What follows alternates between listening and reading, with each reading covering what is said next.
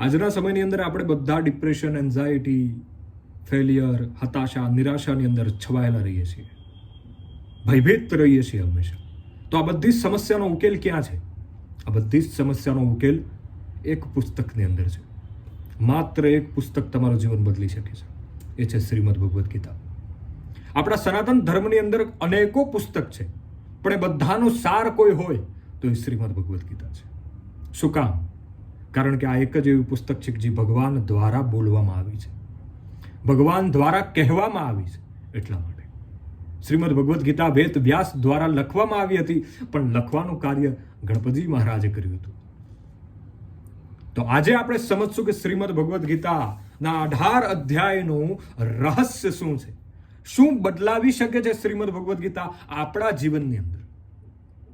આપણે બધા સાંસારિક જીવો છે, તો શ્રીમદ ભગવદ્ ગીતા આપણને શું આપી શકે છે? આપણને અમૃત આપી શકે છે. આપણા જીવનની હતાશા, નિરાશા, ભય, ભીત બધાને નાશ કરી શકે છે. એ શ્રીમદ ભગવદ્ ગીતા છે. તો શ્રીમદ ભગવદ્ ગીતાના આવનારા આ બધા વિડીયો આપ સૌ જુઓ અને તમારા ધ્યાનમાં આવતા પરિવારના સદસ્યો, ફ્રેન્ડ્સ બધાને શેર કરો. ખરેખર ભગવદ્ ગીતા શું કરવામાં આવે છે, શું આપણને કહે છે, શું કામ આપણે સાંભળવી જોઈએ, શું કરવા માટે ભગવાન શ્રી કૃષ્ણએ યુદ્ધનું મેદાનની રચના કરી અને શ્રીમદ ભગવદ્ ગીતાનું વર્ણન આપણને કર્યું. જો ઉપદેશ જ આપવો હતો તો ભગવાન શ્રી કૃષ્ણ અર્જુનને બોલાવી દે પીપળાના ઝાડના નીચે અને એમને વર્ણન કરી દે, પણ ભગવાને એમ નથી કર્યું. ભગવાનને યુદ્ધની રચના કરી છે અને શ્રીમદ ભગવદ્ ગીતાનો સાર આપ્યો છે. કારણ કે આ જીવન એક યુદ્ધ છે અને યુદ્ધના વચ્ચે ભગવાન શ્રી કૃષ્ણ આપણને બધાને સંબોધન કરે છે કે આ શ્રીમદ ભગવદ્ ગીતા શું કામ આપણે સાંભળવી જોઈએ. તો ચાલુ કરીએ શ્રીમદ ભગવદ્ ગીતા.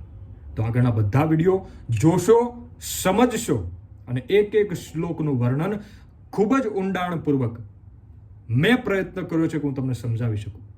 કદાચ કોઈ અર્થ ખોટો લેવાઈ જાય તો એના માટે પહેલાથી હું માફી માંગી લઉં છું.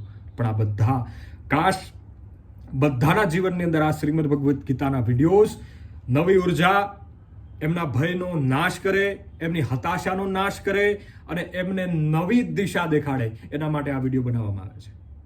તો જરૂરથી જોશો. જય શ્રી કૃષ્ણ.